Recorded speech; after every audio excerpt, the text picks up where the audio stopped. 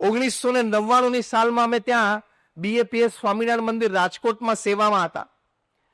તે વખતે એક પરિવાર, આ પરિવારની સમૃદ્ધિ એવી હતી કે 1999 સાલમાં તે જમાનામાં, એટલે આજથી 25-26 વર્ષ પહેલા, રોજ 1000 કિલો ચાંદીનો વેપાર કરતો આ પરિવાર.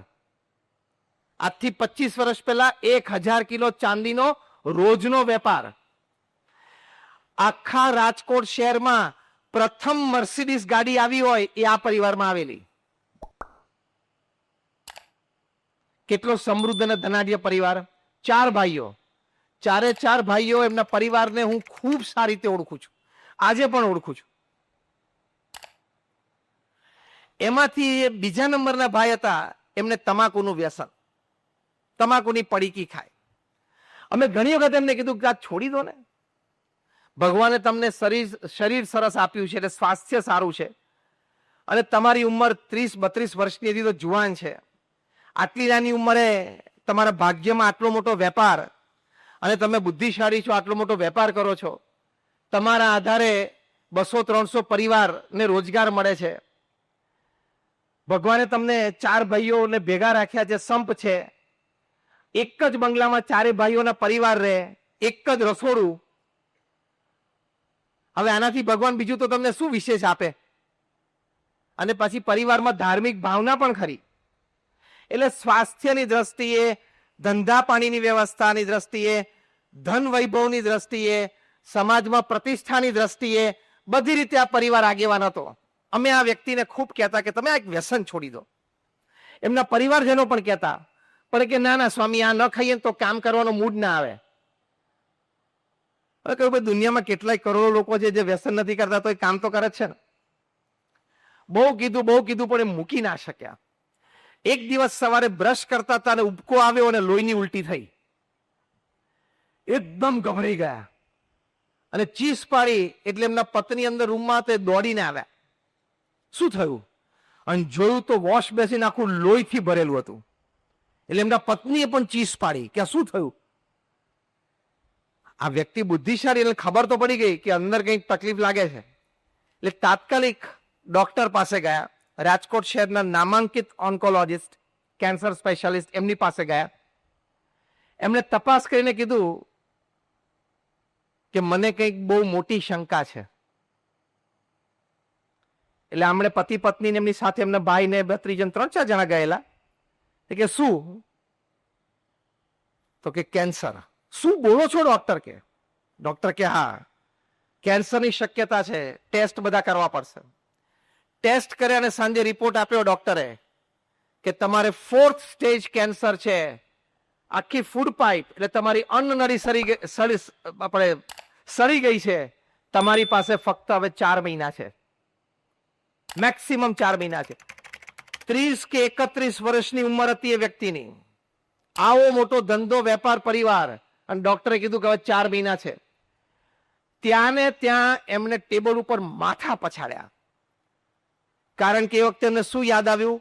31 વર્ષની પોતાની ઉંમર અને પોતાની 3 નાની દીકરીઓ. એક દીકરીની ઉંમર 7-1 વર્ષની, બીજી દીકરીની ઉંમર 4-4.5 વર્ષની, અને નાની દીકરી તો 6 મહિનાની જ હતી. 3 દીકરીઓ હતી એમને. બધું એમના નજર સમક્ષ તરવરવા માંડ્યું. એમને કહ્યું કે હું બોમ્બે રિપોર્ટ કરાવું. ડોક્ટરે કીધું બરાબર છે. સાંજની ફ્લાઇટમાં પરિવારના 7-8 જણા બોમ્બે ગયા. બોમ્બે હોસ્પિટલમાં ઇમરજન્સી મુલાકાત લીધી. ત્યાં કેન્સર સ્પેશિયાલિસ્ટને બતાવ્યું, આખા મુંબઈના અને દેશના શ્રેષ્ઠ કેન્સર સર્જન. એમને રિપોર્ટ કાઢ્યા. રિપોર્ટમાં જોયું કે 4th સ્ટેજ કેન્સર. એમને કીધું કે તમારી પાસે મેક્સિમમ 15 અઠવાડિયા છે, એટલે 4 મહિના જેવું થયું. ત્યારે આ વ્યક્તિ 1999 સાલમાં 5 લાખ રૂપિયા કેશ ડોક્ટરને હાથમાં આપ્યા કે આ તમારી માટે ભેટ. ખર્ચો જે પણ થાય હું આપીશ.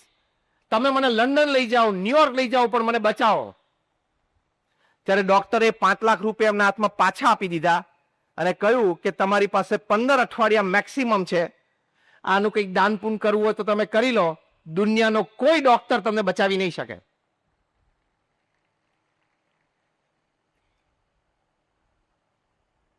ત્યારે ત્યાં બોમ્બે હોસ્પિટલમાં પથારી ઉપરથી ઉભા થઈને એમને દિવાલ જોડે માથા પછાડ્યા. કે મેં મારી જિંદગીનું શું કરી નાખ્યું.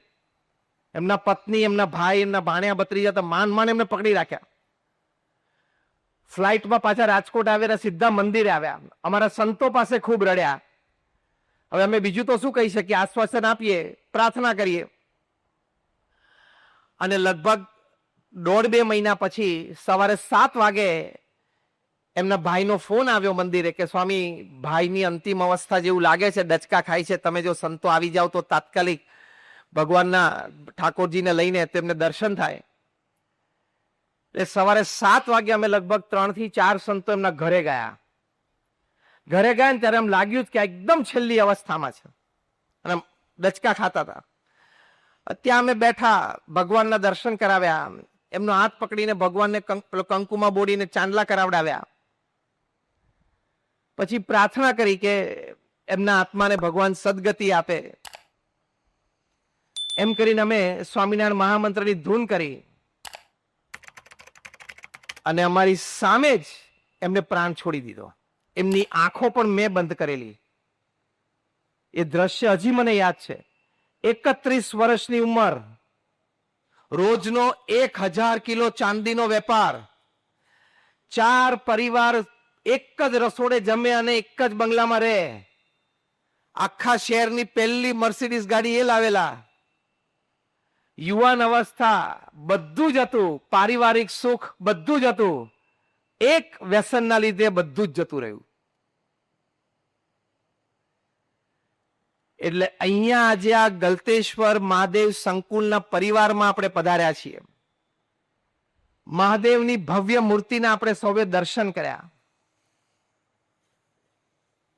એ દર્શનથી, આ સમારંભમાંથી અને આ વાતોમાંથી આપણે સૌએ પ્રેરણા લઈને જવાનું કે આપણું વ્યસન હોય તો આપણે મૂકી દેવું જોઈએ, એનો ત્યાગ કરવો જોઈએ. એની માટે પ્રમુખ સ્વામી મહારાજ એક વાત કરતા કે મર્દાનગી રાખવી, 1 ઘાને 2 કટકા. મૂક્યું એટલે પછી સામું જોવાનું નહીં. જેને તાલી પાડી એ વ્યસન નથી કરતા, અને જેને તાલી નથી પાડી એને ઘા વાગ્યો છે. એના હાથ ઉપરતા નથી તાલી પાડવા માટે. મારે કઈ તાલીઓની જરૂર નથી. અમારે તો રોજ સાંજે આવો સમારંભ હોય છે. રોજ સાંજેની બબ્બે હોય છે. હમણાં 1 કલાક પછી વ્યારામાં પણ હું 10,000 વ્યક્તિઓને સંબોધવાનો છું. હમણાં 1 જ કલાક પછી. એટલે અમને કઈ તાલીઓની અપેક્ષા નથી. પણ મેં ઘણા બધાના ચહેરા માર્ક કરી લીધા કે જેને વ્યસન હોય, આપણે એને પિકઅપ નથી કરવા, પણ એના એટીટ્યુડ ને ફેશિયલ એક્સપ્રેશન ને બોડી લેંગ્વેજ ઉપરથી ખબર પડી ગઈ કે આ વ્યસની છે. એટલે વ્યસન છોડી દેવાનું. વ્યસન છોડી દેવાનું, યાદ રાખજો. નહીં તો આજે નહીં તો કાલે તકલીફ આવશે ને ત્યારે માથા પછાડશો તો પણ you have no coming back. You will lose your family. You will lose everything that God has gifted to you. ભગવાને જે કૃપા કરી છે તમારી ઉપર એ બધી એક સાથે જતી રહેશે. આ પારિવારિક મૂલ્યો માટેની વાત છે. અને અમે એ પણ જોયું છે કે જેણે થોડોક પ્રયત્ન કર્યો અને ભગવાનને પ્રાર્થના કરી એનું વ્યસન ગયું છે, એવા તમે પણ જોયા હશે. તમારી પડોશમાં, સગાવાલામાં, મિત્રોમાં તમે પણ જોયા હશે. તો એને પ્રયત્ન કરો ને એનું વ્યસન ગયું, તો આપણે પણ પ્રયત્ન કરવાનો, આપણું વ્યસન પણ જવું જોઈએ. એ આપણા પારિવારિક મૂલ્યો છે.